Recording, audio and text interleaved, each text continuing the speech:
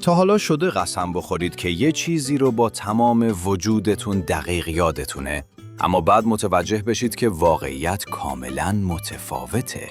نه اینکه فقط شما اشتباه کرده باشید، بلکه هزاران یا میلیون‌ها نفر دیگه هم دقیقاً مثل شما اون خاطره غلط رو داشته باشن؟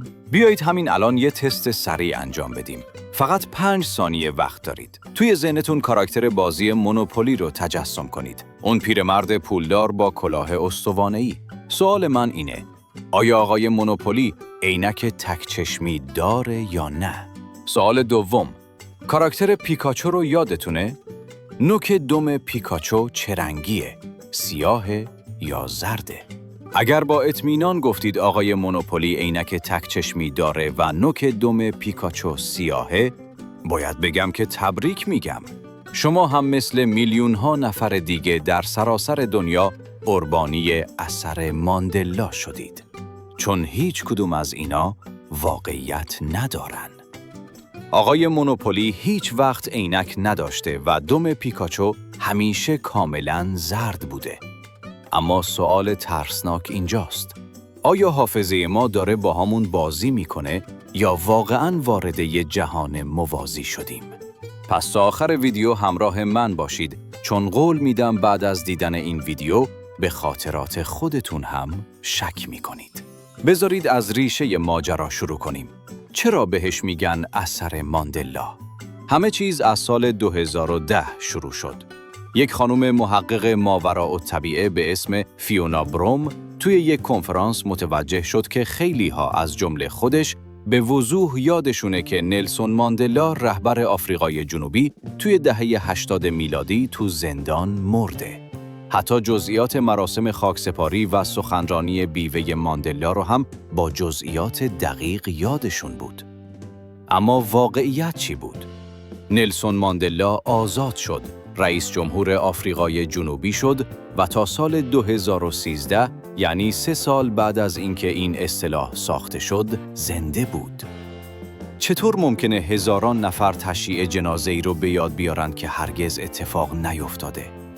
قبل از اینکه بریم سراغ دلیلش، بیایید چند تا مثال معروف دیگر رو چک کنیم که احتمالاً مغزتون رو منفجر میکنه. مثال اول: کارتون سفید برفی. ملکه بدجنس رو به آینه چی میگه؟ اکثر ما حتی تو دوبله ها شنیدیم آینه، آینه روی دیوار، یا به انگلیسی mirror, mirror on the wall. اما اگر الان برید و کارتون اصلی دیزنی رو ببینید، ملکه میگه magic mirror on the wall، یا آینه جادویی روی دیوار. تمام بچگیمون اشتباه شنیدیم؟ مثال دوم: لوگوی ماشین فورد. همین الان لوگوش رو تو ذهنتون بیارید. آیا حرف F توی لوگوی فورد یه پیچ کوچیک یا یه دایره ریز روی کمرش داره؟ خیلی ها میگن نه، صافه. ولی اگر الان برید نگاه کنید، اون پیچ عجیب همیشه اونجا بوده و خیلی ها قسم میخورن که قبلاً نبوده. مثال سوم: میکی موس. آیا میکی موس بند شلوار یا همون ساسپندر داره؟ نه، میکی موس هیچ وقت ساسپندر نداشته، فقط 2 تا دکمه روی شلوارشه. اما کلی آدم هستن که تصویر میکی موس با ساسپندر رو واضح یادشونه. خب این همه آدم که اشتباه یادشون میاد، قضیه چیه؟ اینجا 2 تا گروه با 2 تا دیدگاه کاملاً متفاوت وجود دارن. گروه اول طرفداران تئوری توطئه و جهانهای موازی هستند. اونا معتقدن دلیل این اتفاقات تداخل واقعیت هاست. یعنی چی؟ یعنی ما توی یه چند جهانی یا مالتیورس زندگی می‌کنیم. تئوری اینه که توی یه جهان موازی نلسون ماندلا واقعاً تو زندان مرده و بنا به دلایلی، شاید به خاطر آزمایشات علمی بزرگ مثل برخورد دهنده هادرونی سازمان CRN، خط زمانی ما با اون جهان قاطی شده. در واقع اونا میگن شما اشتباه نمی کنید. خاطره شما درسته، اما متعلق به این واقعیتی که الان توش هستیم نیست. شما اون خاطره رو از یه خط زمانی دیگه با خودتون آوردید. ترسناکه نه؟ انگار که فایل‌های سیو بازی زندگی جابجا شده باشه. اما صبر کنید. قبل از اینکه بریم سراغ لباس فضاییمون، بیایید ببینیم علم و روانشناسی چه جوابی برای این ماجرا داره. حقیقت علمی شاید کمتر هیجان انگیز باشه، اما به همون اندازه عجیبه. روانشناس‌ها میگن مغز ما مثل یه دوربین فیلمبرداری یا هارد دیسک کامپیوتر نیست که اطلاعات رو دقیق ضبط و پخش کنه. مغز ما بیشتر شبیه به یه صفحه ویکی‌پدیاست که قابلیت ویرایش داره. ما با 3 پدیده روبرو هستیم. اولیش خاطرات کاذب یا false memories هست. مغز ما عاشق پر کردن جاهای خالیه. وقتی یه چیزی رو دقیق یادمون نیست، مغز میاد شبیه ترین و منطقی ترین چیز رو جایگزین میکنه.